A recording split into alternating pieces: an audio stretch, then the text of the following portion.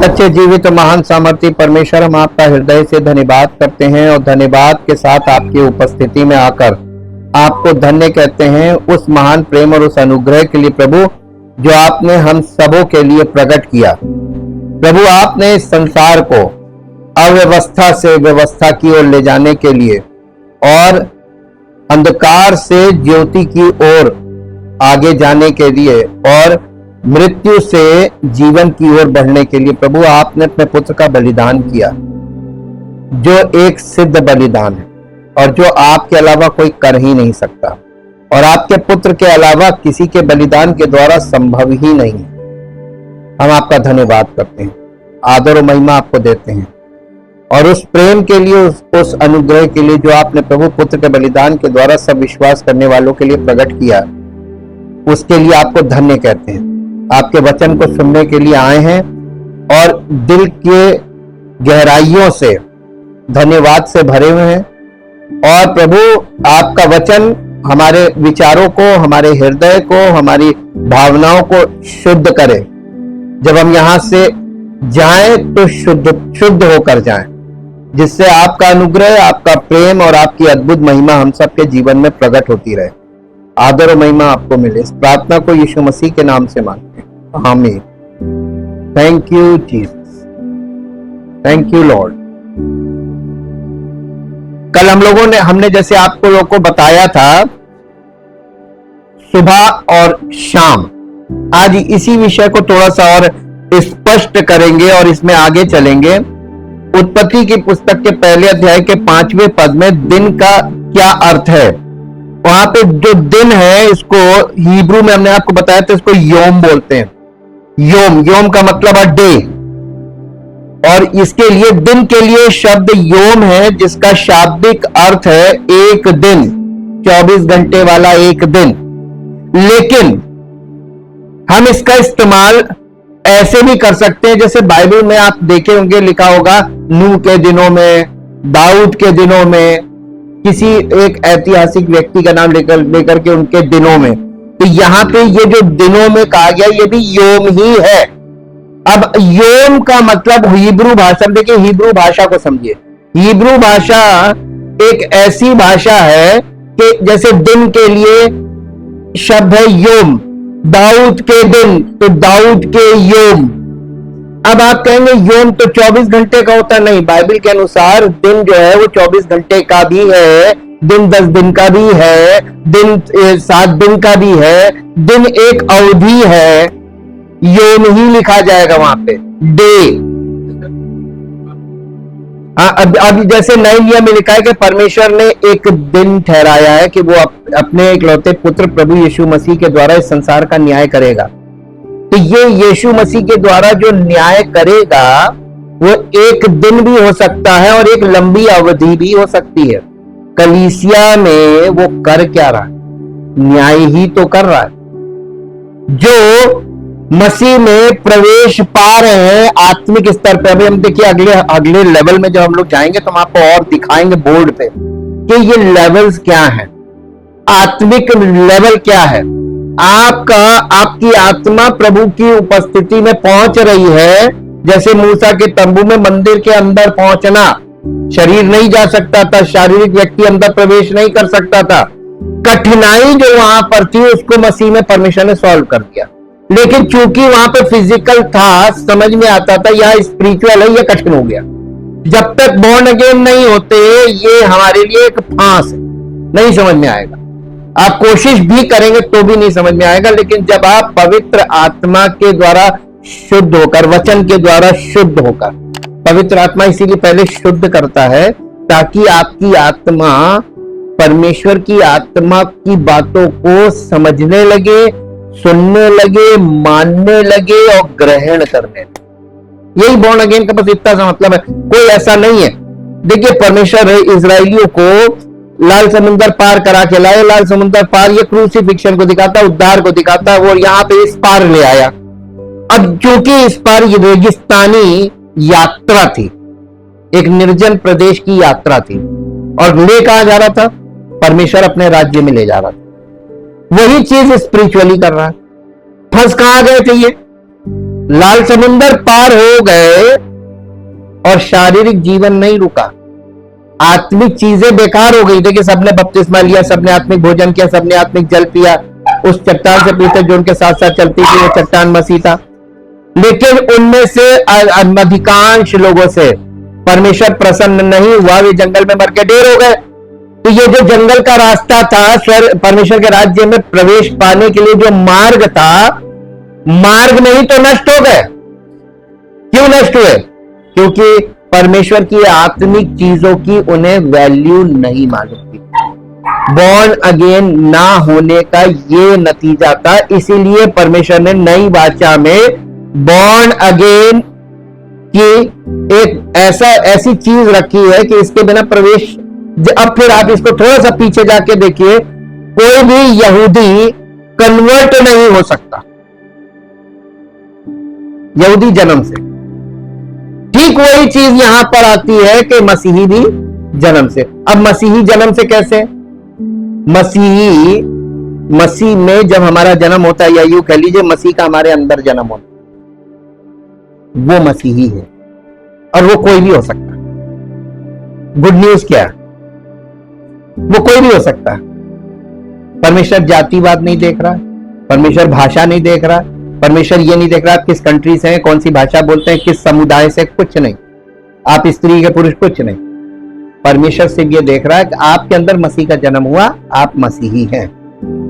यही है born again. बहुत यानी गुड न्यूज हो गई बॉर्न अगेन, कि आप मसीह में अगर उसको ग्रहण किया है, उसमें बने हुए हैं और उसके अनुसार जीवन व्यतीत कर रहे हैं, तो वो आपके जीवन से अपनी गवाही देगा, प्रकटीकरण होगा। यही बात यहां पर भी है कि योम जो है वो एक दिन को भी कहते हैं और योम एक समय अवधि को भी कहते हैं। जैसे दाऊद के दिन, तो ये कहने के लिए, लेकिन इसका मतलब है कि दाऊद के जीवन के वर्ष। दाऊद के दिन का मतलब दाऊद की कुल आयु कितनी थी जब वो इस पृथ्वी पर था, वो दाऊद के दिनों में। ऐसे योम इसका मतलब योम है। तो हमें संदर्भ से पता चलता है कि यहां पर दिन का मतलब क्या है। बिना संदर्भ के आप अर्थ नहीं। इसीलिए बाइबल की जो इंटरप्रिटेशन वो कठिन हो जाता है, क्योंकि आपको कॉन्टेक्स्ट में ही बात समझ में आएगी, किस कॉन्टेक्स्ट में क्या कहा जा रहा है। ये वाली बात उर्दू में भी है, ये वाली बात अरबी में भी है, ये वाली बात फारसी में भी है, और ये वाली बात हिब्रू में भी। ये सिमिलर लैंग्वेजेस, इनमें सब में एक ही चीज है कि संदर्भ के बिना अर्थ नहीं बताया जा सकता। लेकिन इसका अर्थ बदलता भी नहीं है संदर्भ में। यानी जहां पर यह लिखा हुआ है, संदर्भ से हम जानते हैं कि उस मामले में अर्थ बढ़ा हुआ है, और ये अभी दिन के लिए एक शब्द है, अर्थ नहीं बदलता, भले ही हम उस मामले में इसे अलग तरीके से इस्तेमाल करें। सप्ताह के दिन अचानक साल नहीं बन जाते, क्योंकि हमने शब्द का इस्तेमाल अलग तरीके से किया है। सृष्टि सप्ताह का दिन अंधकार से शुरू हुआ, यही कारण है कि एक दिन की गणना शाम से सुबह तक की जाती है। इवनिंग टू मॉर्निंग चलता है, शाम से। ये शुरुआत है सृष्टि की, और सृष्टि में जो शुरुआत हुई वो नई सृष्टि को बनाने में, नई सृष्टि में, जैसे हमें मसीह में सृजा जा रहा है कलीसिया में, तो हमें जो मसीह में पवित्र आत्मा पवित्र वचनों के द्वारा हमारे भीतरी मनुष्य का सृजन कर रहा है, ये भी सृष्टि बनाना ही है। तो वहां पे ऑर्डर क्या चलेगा? जो ऑर्डर सृष्टि में चला है उत्पत्ति के पहले अध्याय में, वही ऑर्डर इधर भी चलेगा, क्रम। तो परमेश्वर ने सबसे पहले जो अंधियारा था, परमेश्वर ने सबसे पहली चीज क्या थी? ज्योति हो, उजाला हो। तो एक नई सृष्टि में सबसे पहले क्या होगा?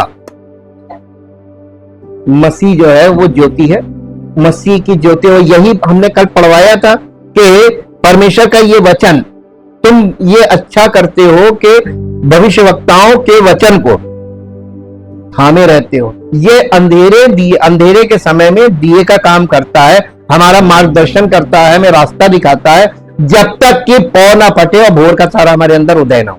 तो शुरुआत कहां से होगी? वचन से। परमेश्वर के वचन से ही उजियाला हुआ था कि नहीं? हाँ के ना? आया समझ में? तो परमेश्वर के वचन से ही आपके अंदर उजियाला होगा। ये नई सृष्टि यानी बॉर्न अगेन में पहला काम होगा कि आपके अंदर डिवाइन लाइट आ जाएगी। और ये दुर्लभ चीज है, ये परमेश्वर के वचन के बिना संभव नहीं। आप चाहे कितना प्रयास कर लीजिए, चाहे कितनी भी प्रार्थना कर लीजिए, प्रार्थना से ये संभव ही नहीं है। हार्ड है लेकिन सत्य है, ये सत्य है और ये परम सत्य है। हम इसी चीज को आपको बार बार बता रहे हैं, इसको मत छोड़। और इसका सत्य ही ज्योति है, सत्य तुम्हें स्वतंत्र करेगा। हम देख सकते हैं कि सृष्टि के सप्ताह के दिनों के लिए परमेश्वर का इरादा क्या था। हमें उसकी व्याख्या के अलावा किसी और की व्याख्या की आवश्यकता नहीं है। निर्गमन में परमेश्वर ने 7वें दिन यानी सबत का अर्थ 7वां दिन है को विश्राम का दिन बताया और इसे पवित्र माना।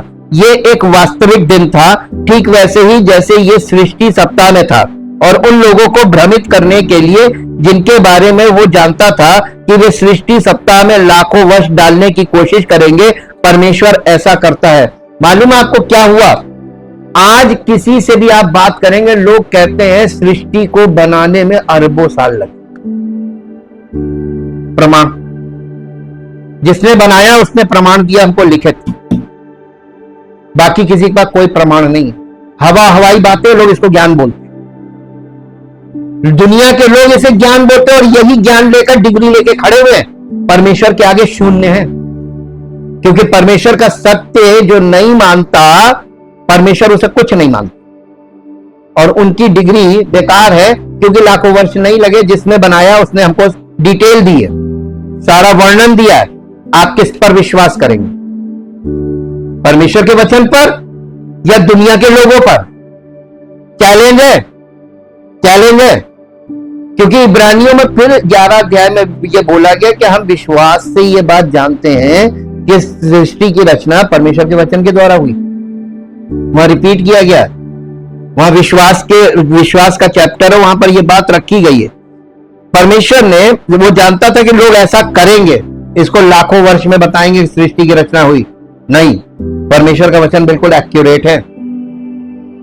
6 दिन तक तुम परिश्रम करते हुए, निर्गमन की पुस्तक 20 अध्याय उसका 9, 10, 11, 3 पद पढ़िए। निर्गमन की पुस्तक 20 अध्याय उसका 9, 10, 11 पद। 6 दिन तक नहीं, हाँ 6 दिन तक तो परिश्रम करके अपना सब काम, परमेश्वर ने हमको कितना समय दिया है काम करने के लिए? 6 दिन दिए, है ना? ये इस्राएलियों को दिए थे 6 दिन जी। परंतु 7वां दिन तेरे परमेश्वर यहोवा के लिए विश्राम दिन है। परमेश्वर ने उनसे कितना समय मांगा था अपने लिए? नहीं ना, 1 दिन। वो 1 दिन देना भारी पड़ जाता है। 6 दिन तो छोड़ दीजिए, हमारा मन 6 दिन भी नहीं भरता। हम 7वां दिन भी अपना हम आज एंजॉय करेंगे, हम घूमने जाएंगे, हम ये काम करेंगे। हम पहले से काम निकाल के रखते हैं कि हम करेंगे, परमेश्वर की उपस्थिति में नहीं जाएंगे, हम ये काम करेंगे। कोई बहानेबाजी नहीं चलेगी। हम आपको बता रहे हैं, परमेश्वर के वचन को अगर आप समझ जाएंगे ना, तो आपके सारे बहाने यहां खत्म हो जाते हैं जी। उसमें ना तो तू किसी भांति का कामकाज करना, और ना तेरा बेटा, ना तेरी बेटी, ना तेरा दास, ना तेरी दासी, ना तेरे पशु, और ना कोई परदेसी जो तेरे घर में हो, हाँ जो तेरे फाटकों के भीतर हो। क्योंकि 6 दिन में यहोवा ने, ये पूरी बाइबल में रिपीट होता आ रहा है, 6 दिन में यहोवा ने आकाश और पृथ्वी और समुद्र और जो कुछ उनमें है सबको बनाया और 7वें दिन विश्राम किया। इस कारण यहोवा ने विश्राम दिन को आशीष दी और उसको पवित्र ठहराया। परमेश्वर ने इसको, एक दिन है उसको पवित्र ठहराया और आशीष दी है उस दिन को। और उस दिन में कौन कौन? तेरे घर में ना तो तू, ना तेरा बेटा, ना तेरी बेटी, ना तेरे यहाँ कोई परदेसी है वो नहीं, तेरे जानवर नहीं, जानवरों तक की काउंटिंग है। अब आप ये बताइए कि कितने लोग आप परमेश्वर की उपस्थिति में आते हैं? बेटा बेटी किसके आते हैं? नहीं ना। इसीलिए इसी आधार पे ये व्यवस्थित ऑर्डर था 10 आज्ञाओं में, और इसी आधार पे नई वाचा में भी परमेश्वर हमसे डील कर रहा है। इसलिए ये याद रखिए कि नई वाचा में व्यवस्था खत्म नहीं हुई है, बल्कि मसीह में ये हम पर लागू हो जाती है। इसलिए हमको बहुत सावधान रहना है कि हम क्या कर रहे हैं। बड़ी बड़ी बातें बोलना गवाही के टाइम में खड़े होके सरल बात है, उन बातों को अपने जीवन में लागू करके और अपने जीवन के द्वारा परमेश्वर की महिमा का प्रकटीकरण होना, ये टफ, ये मुंह के बोलने से नहीं, ये आपके जीवन में लोग खुद देखेंगे और देखेंगे तो उनकी भी समझ में आएगा और इससे परमेश्वर की महिमा होगी। परमेश्वर ने क्यों कहा कि सृष्टि सप्ताह के दिन शाब्दिक रूप से 24 घंटे के दिन है, योम जिसे कहते हैं 24 डेज। यदि वो लाखों वर्ष थे तो जो शुक्रवार के सबत के आधार के लिए इसका उपयोग क्यों किया? क्या हमें लाखों वर्ष तक सबत पर आराम करना चाहिए? यानी एक बेवकूफी का सवाल है। लोग कहते हैं हजारों वर्ष लग गए, लाखों वर्ष लग गए, लाखों वर्ष में बनी, तो परमेश्वर ने 7वें दिन आराम किया, तो इसका मतलब लाखों वर्ष तक आराम ही करते रहे? परमेश्वर ने तो बस एक ही दिन आराम किया था ना, योम 24 डेज, 24 आवर्स का एक दिन होता है 24 घंटे का। परमेश्वर ने 24 घंटे का ही सबत बनाया था ना।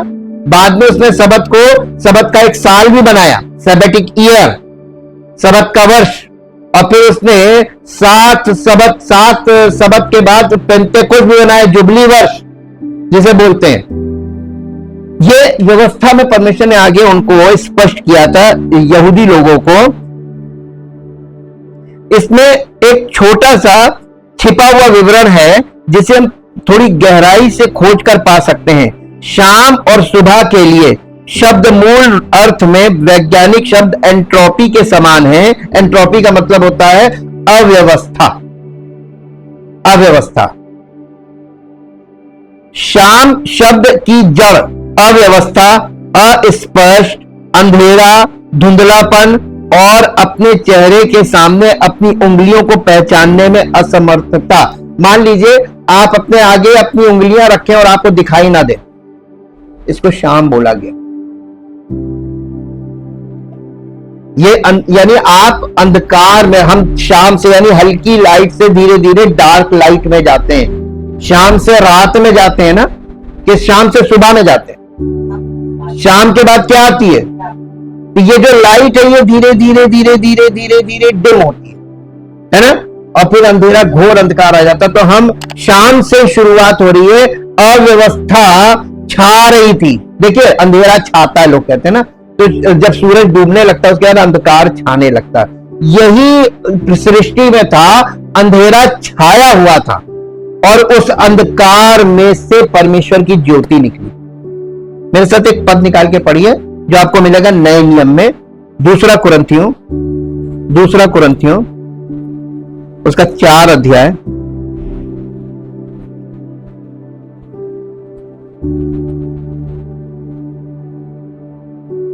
चार अध्याय 6 पद पढ़िए। इसलिए कि परमेश्वर ही है जिसने कहा अंधकार में से ज्योति चमके, और वही हमारे हृदयों में चमका कि परमेश्वर की महिमा की पहचान की ज्योति यीशु मसीह के चेहरे से प्रकाशमान। देखिए सृष्टि वाला शब्द यहां आया, नई सृष्टि में मसीह की ज्योति जब हमारे जीवन से चमकने लगे, ये एक्चुअल ज्योति है। अब आपको एक और चीज बताते हैं, इसमें भेद है, सब वो भेद आपके सामने खोल रहे हैं। परमेश्वर ने जब मूसा का तंबू बना था, मूसा को परमेश्वर ने जब तंबू बनाने का विवरण दिया था, उसका चित्र दिखाया था कि क्या वो स्वर्ग में दिखाया था, स्वर्ग का चित्र। तो परमेश्वर ने आंगन के बाद जो भीतर घुसते थे पवित्र स्थान, वहां पर दीपदान रखा था। और आप ध्यान कीजिएगा उस तंबू में, जो तंबू बना था जिसमें पवित्र स्थान और बीच में पर्दा था, फिर परम पवित्र स्थान था, इसमें कहीं से कोई खिड़की नहीं थी। हाँ के ना? और आगे एक पर्दा पड़ा हुआ था, वो मोटे पर्दे होते थे, ये मोटे मोटे थिक, यानी वो ऐसा नहीं था कि अंदर कोई प्रकाश जाए। उसके अंदर जो दीपदान रखा था, केवल यही एकमात्र ज्योति का स्रोत था। इसी को डिवाइन लाइट बोला गया। और ये डिवाइन लाइट इसलिए आप जब उत्पत्ति में जाकर देखते हैं, जब परमेश्वर का उजियाला हुआ और उजियाला हुआ, तो वो उजियाला क्या था? क्योंकि सूरज चांद तारे चौथे दिन बने, तो वो उजियाला क्या था? वचन का प्रकाश। क्योंकि परमेश्वर ने मुख से बोला, ये वचन था, उसका प्रकाश था। ये परमेश्वर के वचन का प्रकाश। और वचन कौन है? देहधारी हुआ, his name is Jesus Christ. वही ज्योति है, जीवन की ज्योति वही है, और स्वर्ग की ज्योति वही है, और वही डिवाइन लाइट है, द ओनली डिवाइन लाइट, कोई दूसरी लाइट नहीं। इसीलिए उसे एकलौता बोला गया। वो एकमात्र व्यक्ति है जिसे परमेश्वर ने जीवन की ज्योति के रूप में प्रकट किया, और जिसे परमेश्वर ने इस संसार में ज्योति कहा। ज्योति का स्रोत नहीं था, वो ज्योति स्वयं था, ही हिमसेल्फ लाइट।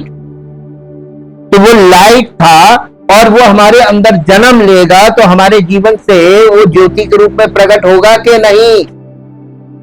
यीशु मसीह ने क्या कहा था कि दीपक को जलाकर कोई भी उसको छिपाता नहीं है, दीवट पे रखता है, ताकि उसका प्रकाश आने जाने वाले को मिले। तो आने जाने वाले को जो प्रकाश मिलता है, तो वो तो स्ट्रीट लाइट वाली लाइट हो गई।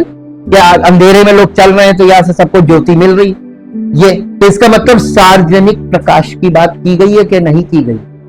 व्यक्तिगत प्रकाश तो नहीं है ना, पर्सनल लाइट तो नहीं है ना, ये पब्लिक लाइट। मसीही जीवन पब्लिक लाइट की तरह होना चाहिए कि दूसरों को ज्योति मिले। कोई आपको आज तक दिखा ऐसा?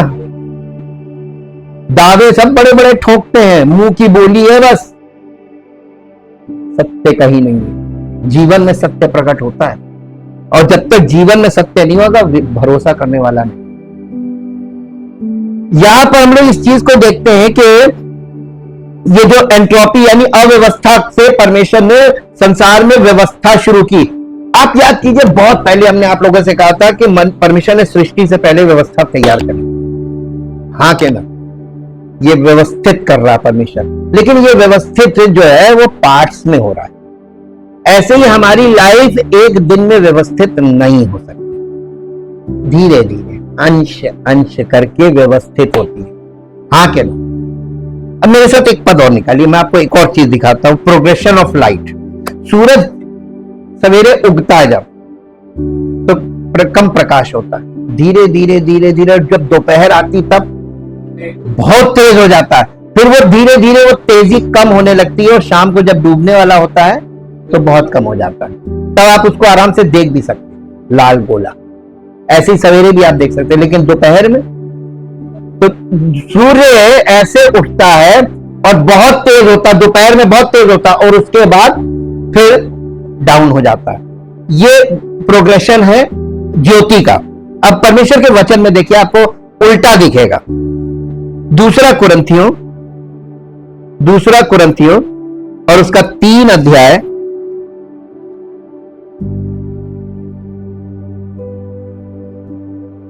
का 7 पद से पढ़िए।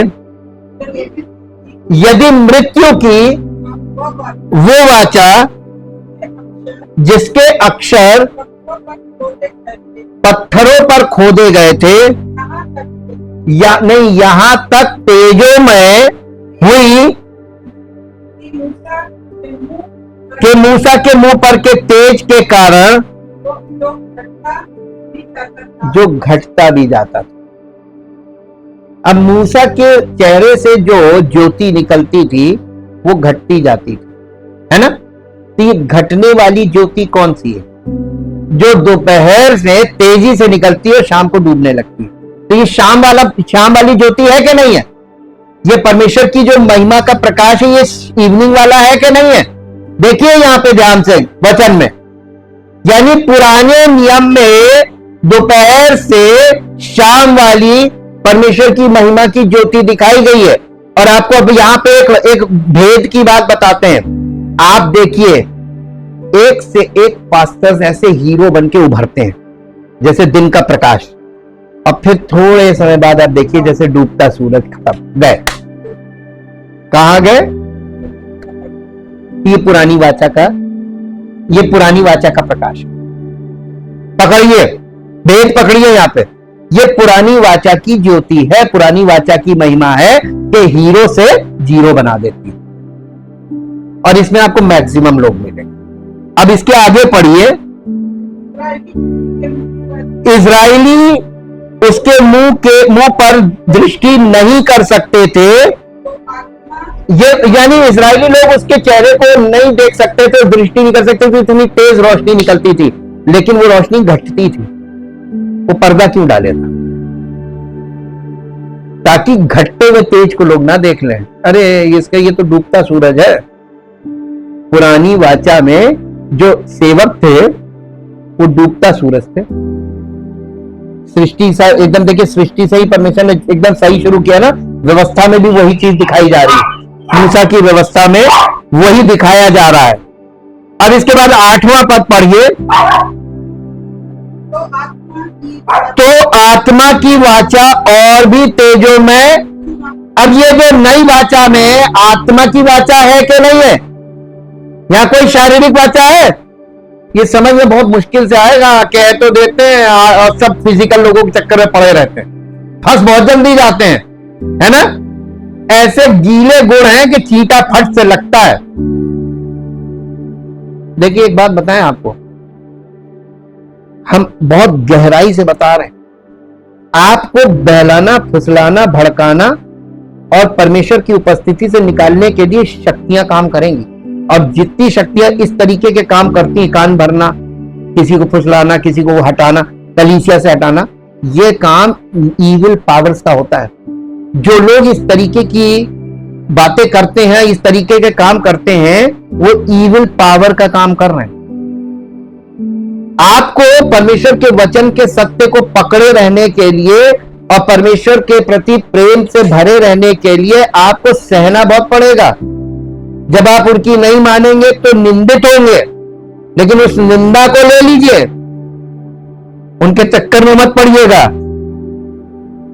तो आत्मा की वाचा और भी तेजोमय क्यों ना होगी? आप प्रश्न चिन्ह लगाए ना। आगे पढ़िए 9वां पद, क्योंकि जब दोषी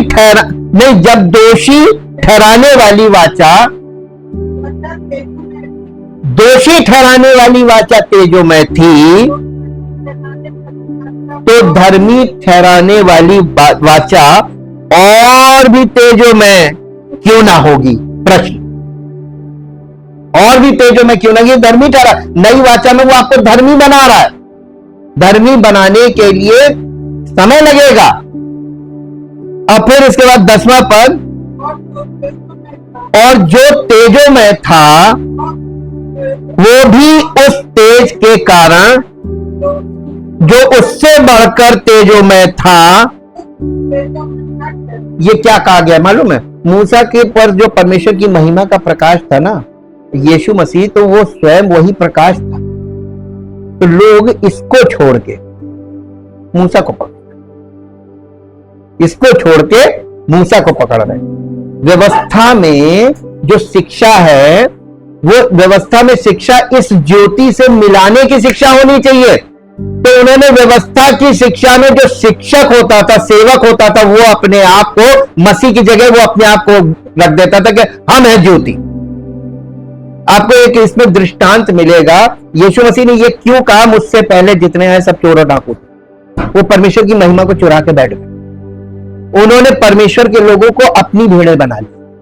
आज भी यही चल रहा है। हर समुदाय परमेश्वर से कौन मिला रहा? कोई नहीं, किसी के पास है ही नहीं।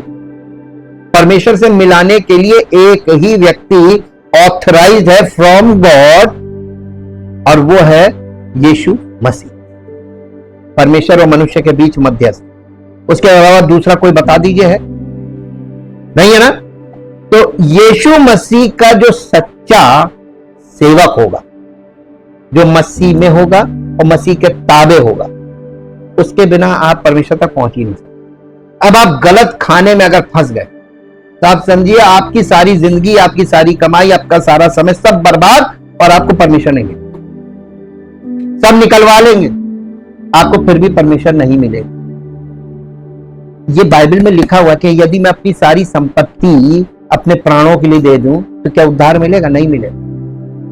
आपको परमेश्वर के पुत्र की देह में, आत्मिक देह में ही उद्धार मिलेगा, कहीं और नहीं मिलेगा।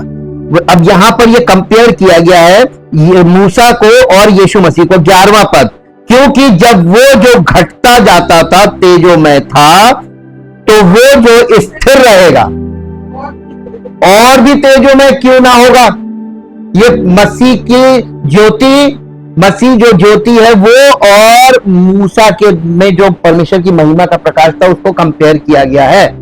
ये कंपैरिजन बहुत जल्दी समझ में नहीं आता है, इसलिए ऐसी आशा रखकर हम हियाव के साथ बोलते हैं और मूसा के समान नहीं, जिसने अपने मुंह पर पर्दा डाला था ताकि इजरायली उस घटने वाले तेज के अंत को ना देखे कि डूब गया जी, परंतु वे मतिमंद हो गए, क्योंकि आज तक पुराना नियम पढ़ते समय उनके हृदयों पर वही पर्दा पड़ा रहता है, पर वो मसीह में उठ जाता है।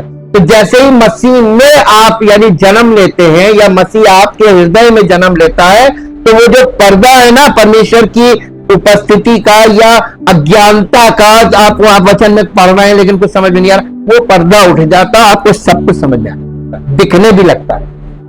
ये अद्भुत चीज है जिसका पौलुस अनुभव के साथ वर्णन कर रहा है। ये पौलुस है जो इसको लिख रहा है कलीसिया को चिट्ठी, और लिखा है कि आज तक जब कभी मूसा की पुस्तक पढ़ी जाती है तो उनके हृदय पर पर्दा पड़ा रहता है, परंतु जब कभी उनका हृदय प्रभु की ओर फिरेगा, आशा है, तब वो पर्दा उठ जाएगा। प्रभु तो आत्मा है और जहां कहीं प्रभु का आत्मा है वहां स्वतंत्रता है, परंतु जब हम सबके उघाड़े चेहरे से प्रभु का प्रताप इस प्रकार प्रकट होता है जिस प्रकार दर्पण में, दर्पण का मतलब वचन में, तो प्रभु के द्वारा जो आत्मा है हम उसी तेजस्वी रूप में अंश अंश करके परिवर्तित हो रहे हैं। हमारा ट्रांसफॉर्मेशन हो रहा है वचन के द्वारा, परमेश्वर की उपस्थिति में रहने से और परमेश्वर के वचन में मन लगाने से और वचन को पालन करने से हम अंश अंश करके उस यीशु मसीह की ज्योति के समान ज्योतिर्मय हो। तभी तो यीशु मसीह ने अपने चेलों को कहा था, मैं जगत की ज्योति, तुम जगत की ज्योति।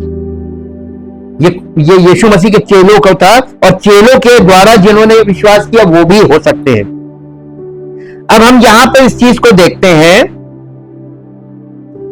इसका आत्मिक अर्थ भी देखते हैं। सुबह और शाम, संध्या और प्रातः काल का क्या अर्थ है ये अब समझा जा सकता है। संध्या का अर्थ है प्रत्येक पूर्ववर्ती अवस्था, क्योंकि ये छाया या मिथ्यात्व, फॉल्सिटी जिसको बोलते हैं, यानी मिथ्यात्व या अविश्वास की अवस्था है। प्रातः काल प्रत्येक परवर्ती अवस्था है जो प्रकाश या सत्य और विश्वास के ज्ञान की अवस्था है। सामान्य अर्थ में संध्या का अर्थ वो सब कुछ जो मनुष्य का अपना है, परंतु प्रातः काल वो सब है जो प्रभु का है, जैसा कि दाऊद के द्वारा कहा गया है। ये दूसरा सैमुएल 23 अध्याय, दूसरा सैमुएल 23 अध्याय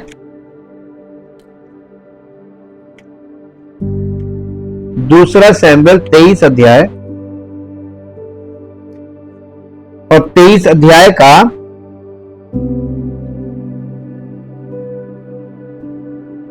2 पद से 4 पद तक पढ़ेंगे,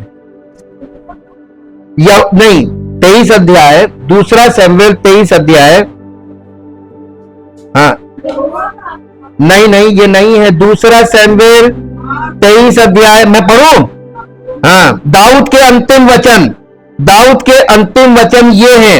ये हाँ, तो पहले से पढ़ रहे, पहले से पढ़ दीजिए। यिशै के पुत्र की ये वाणी है, उस पुरुष की वाणी है जो ऊंचे पर खड़ा किया गया और हाँ, और याकूब के परमेश्वर का अभिषिक्त और इज़राइल का मधुर भजन गाने वाला है, दाऊद के लिए कहा। अब पढ़िए 2 पद से, यहोवा का आत्मा मुझ में होकर बोला और उसी का वचन मेरे मुंह में आया। इज़राइल के परमेश्वर ने कहा है,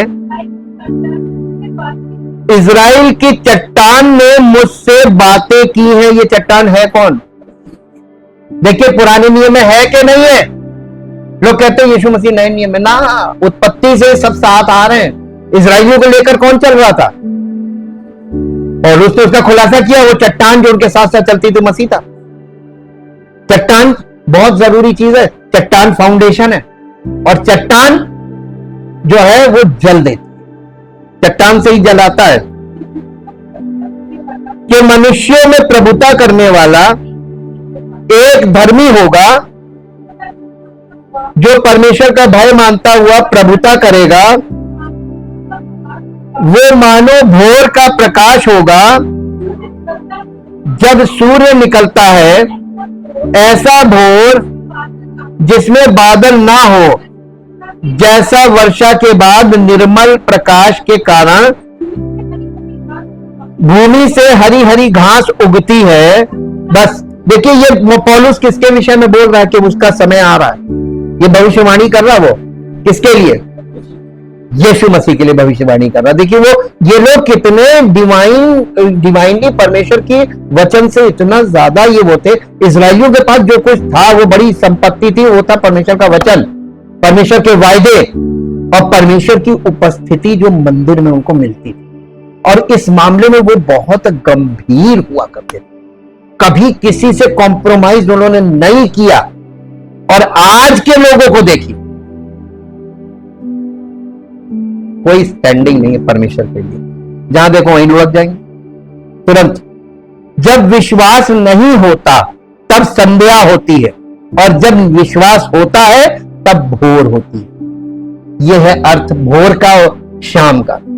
जब जिसके अंदर विश्वास नहीं होता, संध्या, और विश्वास हुआ तो भोर। और इसीलिए कहा गया, ये बॉर्न अगेन का मतलब आपके अंदर भोर का तारा उदय हो। अब आपके सितारे बुलंदी पर जाएं। बॉर्न अगेन इसी को बोला गया, आपके जीवन में सुबह हो गई, ठीक। इसलिए प्रभु का संसार में आना भोर कहलाता है। और जिस समय वो आता है, क्योंकि तब विश्वास नहीं होता, उसे संध्या कहते हैं, जैसा कि दानियेल में लिखा है। दानियेल की पुस्तक 8 अध्याय और उसका 14 पद पढ़िए। दानियेल की पुस्तक 8 अध्याय। ये बहुत इंटरेस्टिंग सब्जेक्ट आपको मिल रहा होगा, मजा आ रहा होगा कि ये क्या चीजें खुल रही हैं, और इसमें बहुत गहराई है। और इस गहराई को आप इस विषय के बिना और कहीं देख ही नहीं सकते, समझ ही नहीं सकते। 8 अध्याय, दानियेल 8 अध्याय और 8 अध्याय का 14 पद पहले पढ़ेंगे। तब उसने मुझसे कहा, जब तक सांझ और सवेरा 2300 बार ना हो, तब तक होता रहेगा, तब तक वो होता रहेगा, तब पवित्र स्थान शुद्ध किया जाएगा। यहां पे एक टाइम बताया जा रहा है, जब तक कि सांझ और सुबह कितने बार ना हो, 2300 बार ना हो। तो ये 2300 दिन कह सकते हैं। अब आपको गणना करनी आती होगी, अगर ये अर्थ नहीं मालूम आप गणना नहीं कर पाएंगे। हैं ये क्या लिखा, इसका मतलब क्या हुआ? देखिए, आप इसीलिए इंटरप्रिटेशन कितना, बाइबिल ही बाइबिल को इंटरप्रेट कर सकती है। कोई आदमी इसमें तुक्के लगाएगा और वो तुक्के गलत होंगे। यहां पर ये डेज की, इसका 26 पद पढ़ दीजिए इसी अध्याय का। सांझ और सवेरा के विषय में जो कुछ तुमने देखा और सुना है वो सच है, परंतु जो कुछ तूने दर्शन में देखा है उसे बंद रख, क्योंकि वो बहुत दिनों के बाद फलेगा। अब यहां पे जो बात लिखी ना, ये दानियेल है भविष्यवक्ता, ये लिख, इसके द्वारा परमेश्वर बोल भी रहा है और ये इसी के द्वारा लिखवा रहा है। तो ये जब लिखता है ना, तब लास्ट में कहता है कि उसने 12 अध्याय का 4 पद में लिखा, परंतु हे डैनियल, तब सिखाने वालों की चमक आकाश मंडल की सी होगी और जो बहुतों को धर्मी बनाते हुए सर्वदा तारों के समान प्रकाशमान होंगे। और परंतु हे डैनियल, तू इस पुस्तक पर मोहर करके इन वचनों को अंत समय तक के लिए बंद रख। डैनियल की पुस्तक जो है वो सील्ड बुक है, इसकी मोहर कौन खोल सकता है?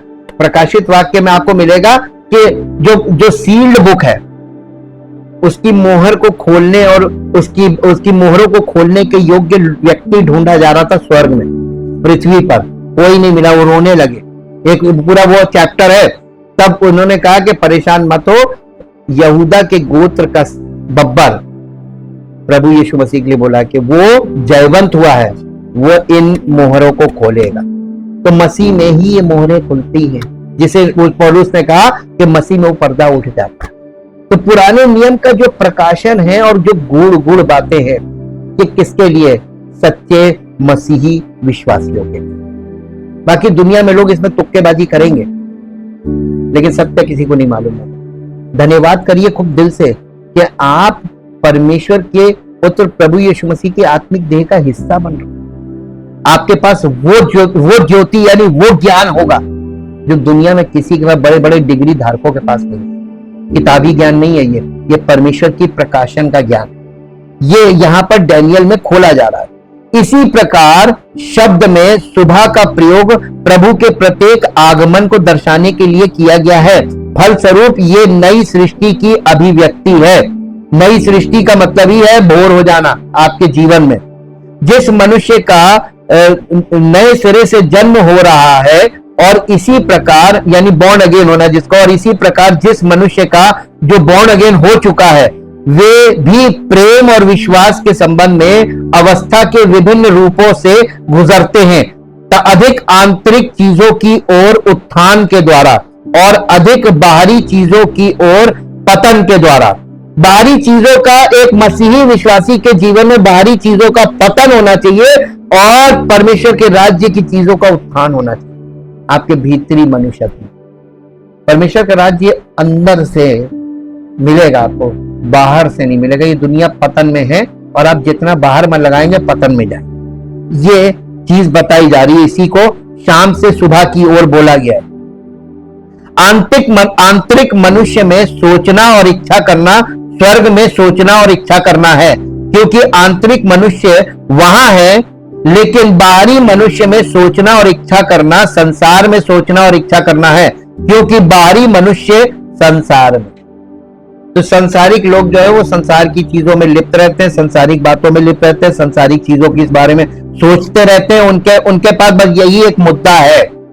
और इसलिए जब कोई व्यक्ति ईश्वर से प्रेम करता है और उसके परिणाम स्वरूप विश्वास करता है, तो वो आंतरिक मनुष्य में होता है, क्योंकि वो स्वर्ग में है। लेकिन जब वो प्रेम और उसके परिणाम स्वरूप विश्वास के संबंध में अंधकार में होता है, तो वो बाहरी मनुष्य में होता है, क्योंकि वो संसार में है। वचन में इन अवस्थाओं का अर्थ सुबह, दोपहर, शाम और रात या गोधूली भी है। तो ये टाइमिंग्स चली हैं प्राकृतिक तरीके से, रोशनी के प्रोग्रेशन से बताया जा रहा है। पहले के लोग पढ़े लिखे नहीं थे, ना विज्ञान था, तो उनको समय ऐसे ही समझाया जाता था। गोधूली का मतलब जब जानवर वापस लौट रहे होते हैं घर को, जी नहीं, 2:30 से 4 बजे तक का समय, ये गोधूली का समय होता है। ये देखिए, ये परमेश्वर, ये अनपढ़ लोगों के लिए पिक्चर बुक है, लेकिन पवित्र आत्मा के बिना नहीं। बॉर्न अगेन हो जाएगा, अगर अनपढ़ आदमी है बॉर्न अगेन हो गया, तो परमेश्वर के वचन का सारी चीजें उसको स्पष्ट हो जाती और होनी चाहिए। और अगर नहीं हुई है, बॉर्न अगेन नहीं हुआ, कहीं अभी कुछ प्रॉब्लम फंसी है, और परमेश्वर बहुत आशा देने वाला है, उसने किसी के लिए कोई बाउंडेशन नहीं रखी है। समय इसलिए लगता है क्योंकि हम ऐसे संसार में और ऐसी परिस्थितियों में रह रहे हैं कि मन भटकता रहता है जितना, और मालूम कुछ तो भटकता है, कुछ आपको ऐसे लोग हैं जो आपको भटकाएंगे, जिनकी बातें सुनने में बहुत अच्छी लगती है ना, वो खतरनाक लोग होते हैं। शारीरिक जीवन में बता रहे हैं, वो लोग आपको भटकाने के लिए बहुत कुछ करेंगे, प्रयास करते हैं इसके लिए। ये कलीसिया की अवस्थाओं के साथ भी ऐसा ही है। इसीलिए मैंने सेकंड लेवल जो रखा है ना, वो बहुत जबरदस्त लेवल होगा, शारीरिक और आत्मिक, शारीरिक मसीही और आत्मिक मसीह। ये 2 पार्ट दिखा देंगे आपको समझ में आएगा, अच्छा ये है। ये कलीसिया की अवस्थाओं के साथ भी ऐसा ही है, जिसकी पहली अवस्था को वचन में सुबह भी कहा गया है, दूसरी को दोपहर, तीसरी को शाम और चौथी या अंतिम को रात। लेकिन जब कलीसिया अपनी रात में होती है, जिसमें वो अब परमेश्वर के प्रति प्रेम और विश्राम में नहीं रहता है, तो गोधूली की सुबह से एक और राष्ट्र के साथ शुरू होता है, जहां एक नई कलीसिया स्थापित होती है। देखिए, क्योंकि ये सामान्य रूप से कलीसिया के साथ साथ विशेष रूप से मनुष्य के साथ भी है। उसकी पहली अवस्था मासूमियत की अवस्था है। इस प्रकार अपने माता पिता और जो आपको पालन पोषण करते हैं और बच्चे साथियों के प्रति, यानी जो आपके शिशु साथियों के प्रति प्रेम की भी अवस्था है। उसकी दूसरी अवस्था प्रकाश की अवस्था है, क्योंकि जब ये शिशु एक बच्चा बन जाता है तो वो उन चीजों को सीखता है जो प्रकाश से संबंधित है, अर्थात विश्वास की सच्चाइयां, और उन पर विश्वास करता है। तीसरी अवस्था वो है जब वो दुनिया से और खुद से प्यार करना शुरू करता है, जो तब होता है जब वो एक युवा बन जाता है और जब वो खुद से सोचता है, और जैसे जैसे ये प्रेम में बढ़ते हैं विश्वास कम होता जाता है, और विश्वास के साथ पड़ोसी के प्रति दान और ईश्वर के प्रति प्रेम चौथी और अंतिम, ये भी कम हो जाता है। और चौथी और अंतिम अवस्था वो है जब वो इन चीजों की परवाह नहीं करता, और इससे भी अधिक जब वो उन्हें अस्वीकार करता है। तो एक विश्वासी कलीसिया में आता है भोर, शाम से भोर में आ गया है, रात से सुबह हो गई उसके जीवन में, और उसके बाद फिर दोपहर हुई, बहुत अच्छे से सीखता है, बढ़ता है, और फिर उसके बाद धीरे धीरे फिर शाम हुई, फिर वो अपनी लाइफ में वापस लौटता है, और फिर वो धीरे से बाहर निकल जाता है। ये पूरा आपका चक्र दिख रहा है। ये हमारा मसीही जीवन का, विश्वासी जीवन का चक्र बताया गया। अब इसमें देखते हैं कि हर कलीसिया की अवस्थाएं भी शुरू से लेकर अंत तक ऐसी ही होती हैं। इसकी पहली अवस्था भी कल्पना की अवस्था है, इस प्रकार मासूमियत की भी, परिणाम स्वरूप प्रभु के प्रति प्रेम की अवस्था जिसे सुबह कहा जाता है। दूसरी अवस्था प्रकाश की अवस्था है, तीसरी अवस्था अंधकार में प्रकाश की अवस्था है जो इसकी शाम है, और चौथी अवस्था प्रेम की नहीं है और इसलिए प्रकाश की नहीं है जो इसकी रात है। ऐसा इसलिए है क्योंकि बुराइयां दिन प्रतिदिन बढ़ती जाती हैं, और जहां तक वे बढ़ती हैं, एक व्यक्ति दूसरे को छूत की तरह संक्रमित करता है, विशेष रूप से माता पिता अपने बच्चों को। इसके अलावा वंशानुगत बुराइयां क्रमिक रूप से संघनित होती हैं और इस तरह प्रसारित होती हैं। तो कलीसिया में जो लोग आते हैं उनके अंदर की जो बुराइयां होती हैं, जो यानी डीएनए में है, वो शाम का समय, यानी कलीसिया का ये चित्रण पूरा दिखाया कि आते मसीह में बॉर्न अगेन होते हैं, लेकिन धीरे धीरे उनकी जिंदगी शाम और रात में परिवर्तित होती है आत्मिक तौर पर, और वो बुराइयां उनके अंदर से निकलने लगती हैं। पौलुस ने इसीलिए पत्रियां लिखी हुई कि ऐसा ना हो कि तुम लोग एक दूसरे को, ये आपको अपने जीवन में रात नहीं होने चाहिए, ये वचन की ज्योति जलती रहे आपके अंदर। परमेश्वर की उपस्थिति आपके अंदर रहेगी तो वो खुद ज्योति है, वो ज्योति, और ये वचन के द्वारा होगा। वो सुबह कलीसिया की पहली अवस्था को दर्शाता है और प्रेम की अवस्था को भी दर्शाता है। डैनियल की पुस्तक में एक पवित्र जन ने कहा, दर्शन की रात है। डैनियल की पुस्तक उसका 8 अध्याय निकालिए, डैनियल की पुस्तक उसका 8 अध्याय,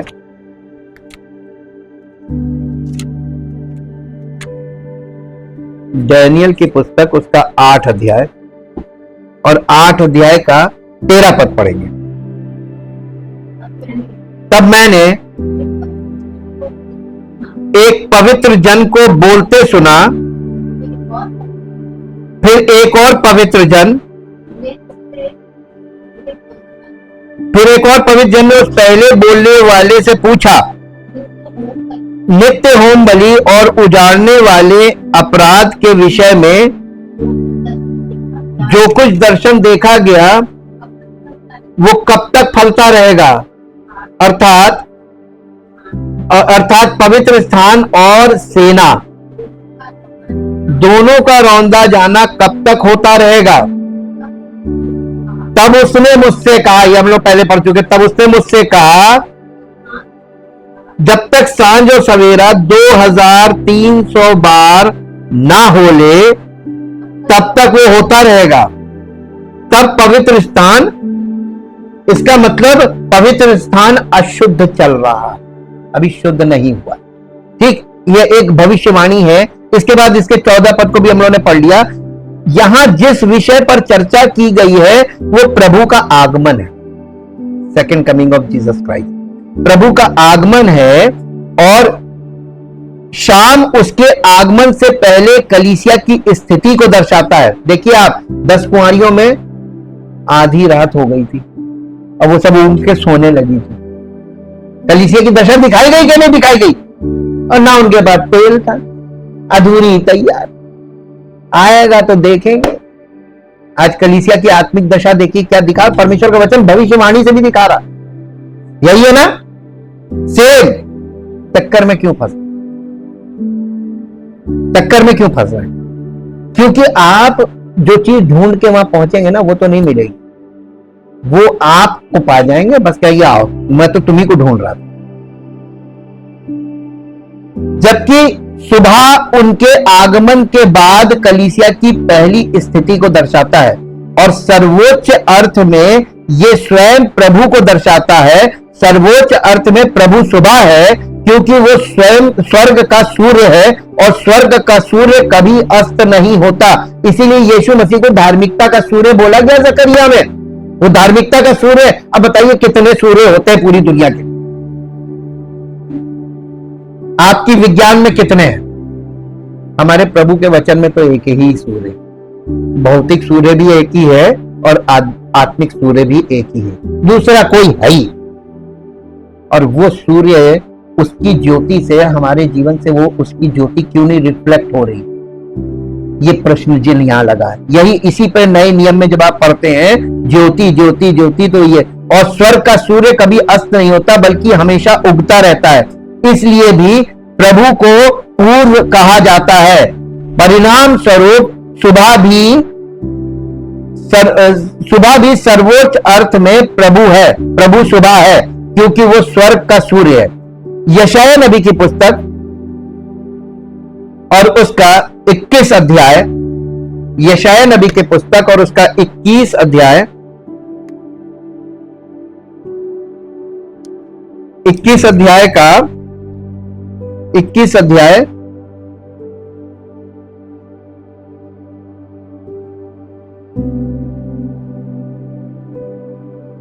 11-12 पद पढ़ें।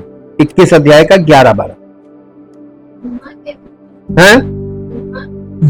दूमा के विषय भारी वचन, शेर में से कोई मुझे पुकार रहा है, हे पैरुए रात का क्या समाचार है? प्रश्न।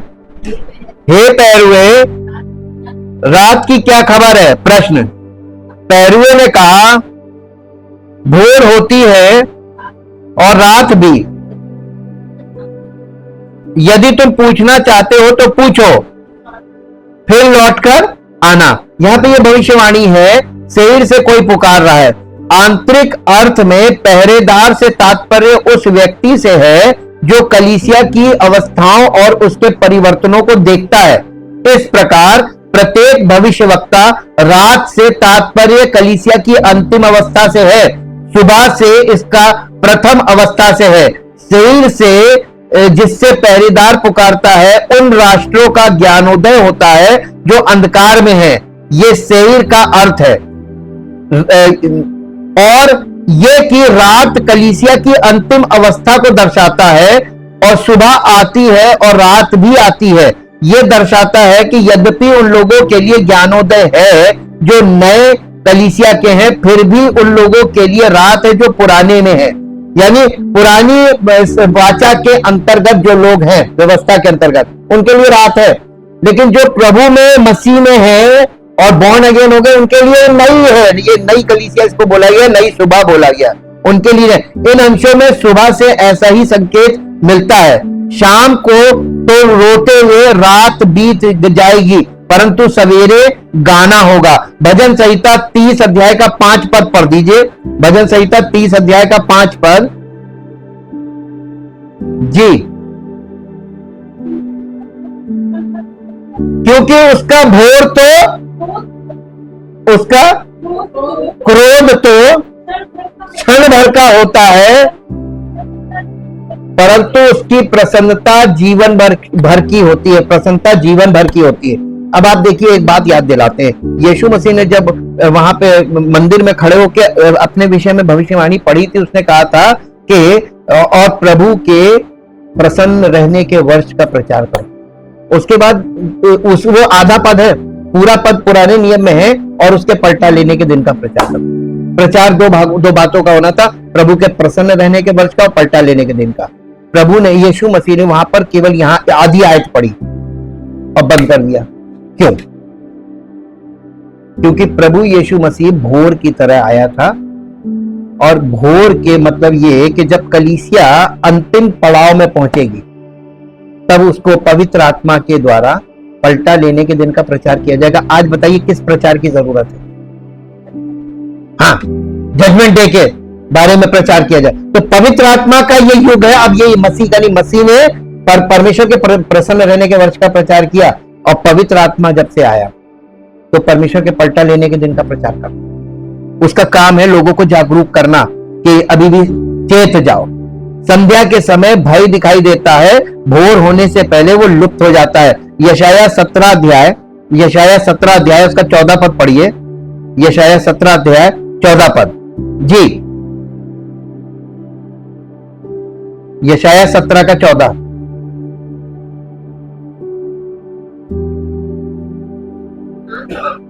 सांझ को देखो, है घबराहट है, और भोर से पहले वे लोप हो गए हैं। हमें नाश करने वालों का भाग और हमें लूटने वालों की यही दशा होगी।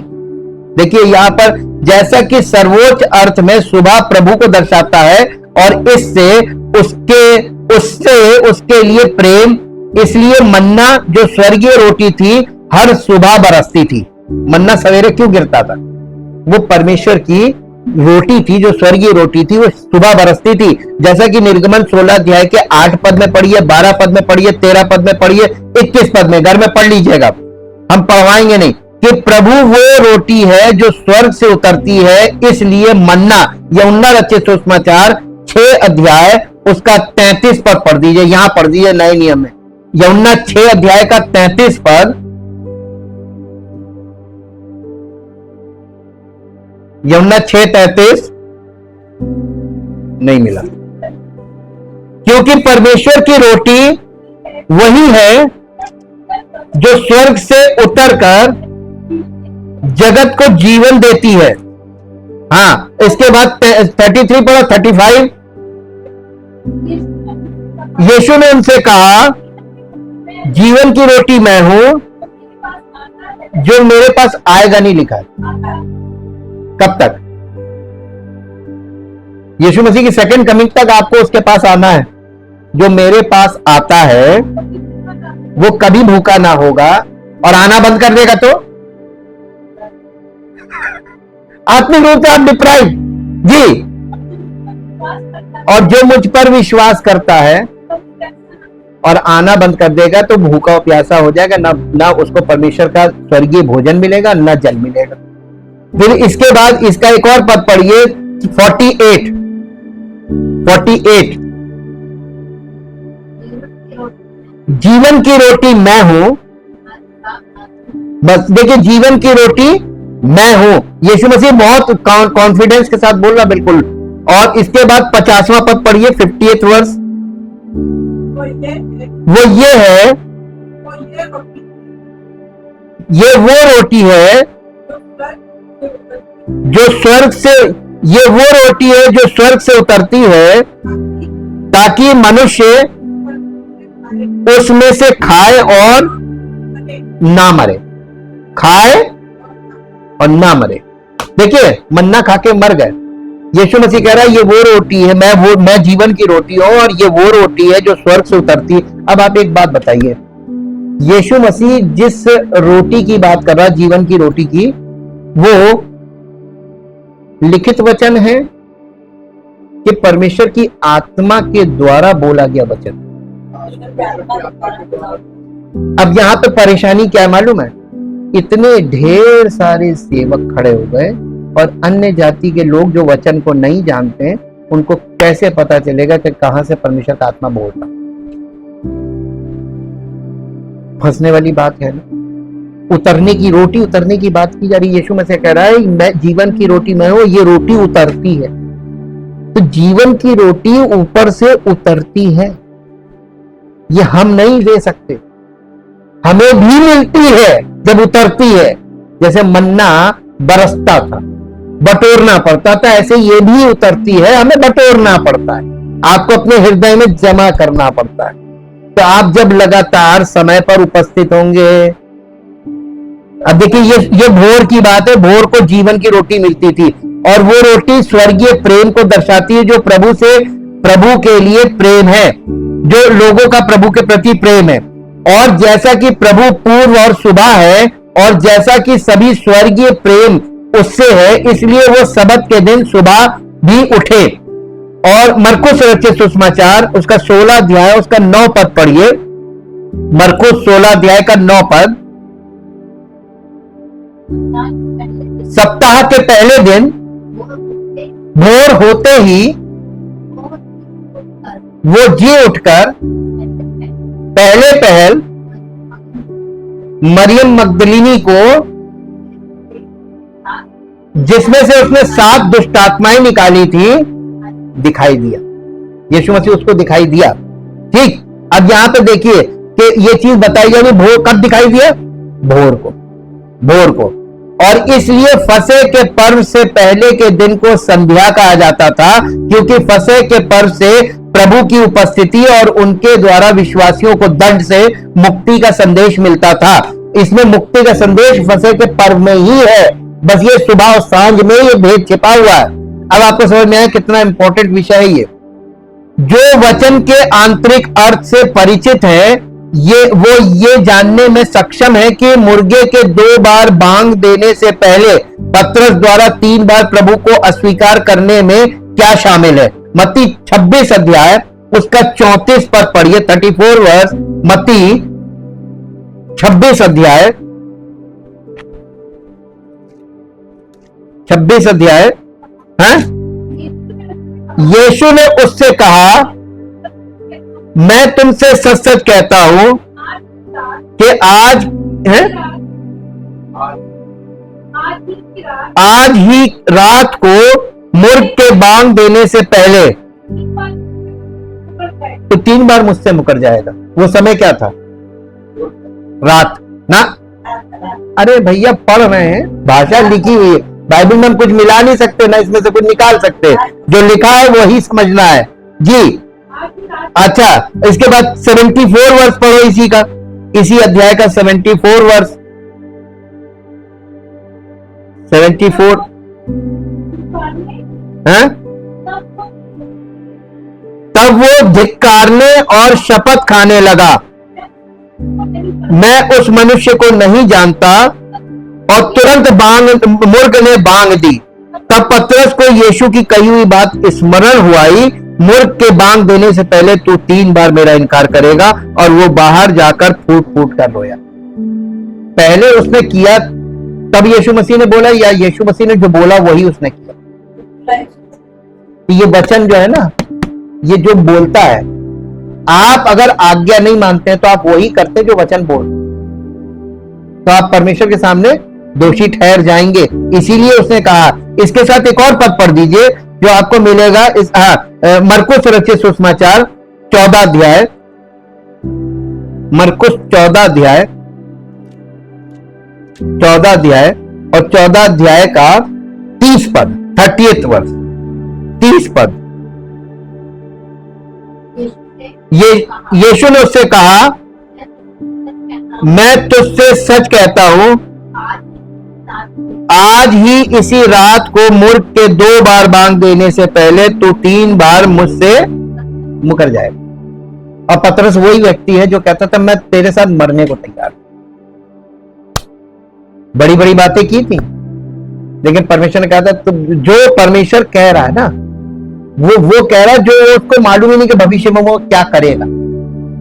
इसीलिए यहां खड़े होकर बड़े बोल नहीं बोलने चाहिए, क्योंकि आप जो आज बोल रहे हैं कल उसी में आप फंस जाएंगे और फिर लोग कहेंगे कि देखो ये क्या बोलते थे और आज देखो क्या कर रहे हैं। ये इसीलिए बोला गया है।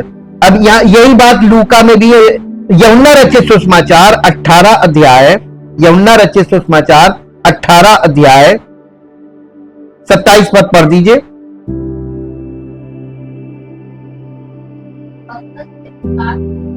पतरस फिर इनकार कर गया और तुरंत बोलने, यानी मत्ती, मरकुस, लूका, यूहन्ना सब में यह पॉइंट पढ़ाया जा रहा है कि देख लीजिए, क्योंकि पतरस के द्वारा कलीसिया के विश्वास का प्रतिनिधित्व किया गया था, या जो समान है विश्वास के रूप में कलीसिया मुर्गे के बांग देने के समय से कलीसिया की अंतिम अवस्था का संकेत मिलता था, जिसे मुर्गा का तो कोई विश्वास नहीं रह जाता। ये वो 3 पूर्ण और संपूर्ण को दर्शाता है, और इससे ये कहा गया कि वो 3 बार इनकार करेगा। ये गोधूली में किया गया था जब सुबह होने वाली थी। ये यहां यूहन्ना 18 अध्याय के 28 पद में स्पष्ट है, और ये कि मुर्गे का बांग देना और गोधूली एक ही है, ये मरकुस में स्पष्ट है। जागते रहो क्योंकि तुम नहीं जानते कि घर का स्वामी कब आएगा, सांझ को या आधी रात को या मुर्गे के बांग देने के समय या भोर को। मरकुस रचित सुसमाचार उसका 13 अध्याय का 35 पद पढ़ दीजिए। मरकुस 13:35। इसलिए जागते रहो। अब जागते रहो तो मैंने आपको बताया था ना कि हमेशा अलर्ट रहो। इसके लिए एक वर्ड हमने बताया था आपको। एक जो गवर्नमेंट एम्प्लॉइज होते हैं उनके लिए एक टीम काम करती जो उन्हें अचानक से पकड़ती है, उसका क्या बोलते हैं उस टीम को? विजिलेंस। और यहां पे जागते रहो का मतलब विजिलेंट रहो, चौकन्ने रहो, सतर्क रहो। स्पिरिचुअली, फिजिकली नहीं, आत्मिक तौर पर। आत्मिक तौर पर आपका एरियल इतना तेज कैच करने वाला हो कि कौन व्यक्ति आपसे किसी की बुराई कोई कर रहा है, समझ जाइए वो फूट डालने का काम कर रहा है। क्यों कर रहा है, उसका क्या इंटरेस्ट है? बुराई यानी गंदी बात किसी के विषय में, निंदा, कितना भी बुरा व्यक्ति क्यों ना हो, निंदा नहीं करनी चाहिए। परमेश्वर को क्या चीज नहीं पसंद है? और आपके कान में निंदा जा रही है और आप उसको आनंद से ग्रहण कर रहे हो, तो परमेश्वर आपके साथ क्या करे? हैं? वचन में जाके देखिए। इसलिए निंदा करने वालों की आवाज आपके कान में ना पड़े, तुरंत कनेक्शन कट ना, मुझे नहीं सुननी। यहां पे यही चीज है, देखिए कि जागते रहो क्योंकि तुम नहीं जानते कि घर का स्वामी, आगे पढ़िए, कब आएगा, सांझ को या आधी रात को या मूर्ख के बांग देने के समय या भोर को। देखिए चार पहर बताए गए, ठीक। इन सब बातों से अब यह स्पष्ट हो सकता है कि सुबह का क्या अर्थ है, और वो शाम सामान्यतः अंधकार में प्रकाश की स्थिति को दर्शाती है, जैसा कि यिर्मयाह में स्पष्ट है। उठो, हम दोपहर को चढ़ जाएं, हाय तुम पर, क्योंकि दिन ढल गया और सांझ का अंधकार फैल गया है। उठो, हम रात को चढ़ जाएं और महलों को ढा दें। यिर्मयाह 6 अध्याय उसका 4 और 5 पद पढ़ दीजिए। ये चढ़ाई करने की बात करी जा रही है। आओ, उसके विरुद्ध युद्ध की तैयारी करो। उठो, हम दोपहर को चढ़ाई करें। हाय हाय, वो दिन ढलता जाता है और सांझ की परछाई लंबी हो चली है। उठो, हम रात ही रात चढ़ाई करें और उसके महलों को ढा दें। अब इसको स्पिरिचुअली लीजिएगा, आप इतने अलर्ट रहिए। रात में आपको रोशनी कहां से मिलेगी? परमेश्वर के वचन से। और दिन में परमेश्वर की उपस्थिति और परमेश्वर का वचन, दिन में भी रात में भी। इन सब बातों में अब ये स्पष्ट हो सकता है कि यहां पर देखिए, जहां शाम और रात कलीसिया के अंतिम समय को दर्शाते हैं, जब सारा विश्राम और प्रेम नष्ट हो चुका होता है। जकरिया में एक मेरे साथ पद निकालिए जो आपको मिलेगा, जकरिया नबी की पुस्तक और उसका 14 अध्याय और उसका 7, 8, 9 पद पढ़ेंगे। जकरिया 14 अध्याय का 7, 8, 9 पद। और लगातार एक ही दिन होगा जो सिर्फ यहोवा ही जानता है, ना तो दिन होगा और ना रात होगी। जैसे शाम के समय का उजाला ऐसा समय होगा। उस दिन यरूशलेम से बहता हुआ जल फूट निकलेगा, उसकी एक शाखा पूरब से, पूरब के ताल और दूसरी पश्चिम के समुद्र की ओर बहेगी, और धूप के दिनों में और जाड़े के दिनों में भी बराबर बहती रहेगी। तब यहोवा सारी पृथ्वी का राजा होगा। ये मसीह के युग की बात कर रहा है, जब सेकंड कमिंग होगी तो ये होगा, ये भविष्यवाणी है। वो एक दिन होगा जो यहोवा को ज्ञात है, जब संध्या के समय का जैसा प्रकाश होगा।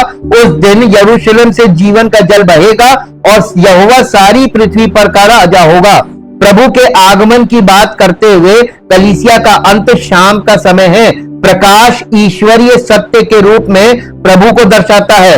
इसलिए डैनियल की पुस्तक में, डैनियल की पुस्तक 8 अध्याय का 13-14 पद जो हम लोगों ने पढ़ा था, एक पवित्र जन ने मुझसे कहा, सांझ और भोर तक मनुष्य 2300 बार, जब ये सुबह और शाम होगी उसके बाद प्रभु आएगा।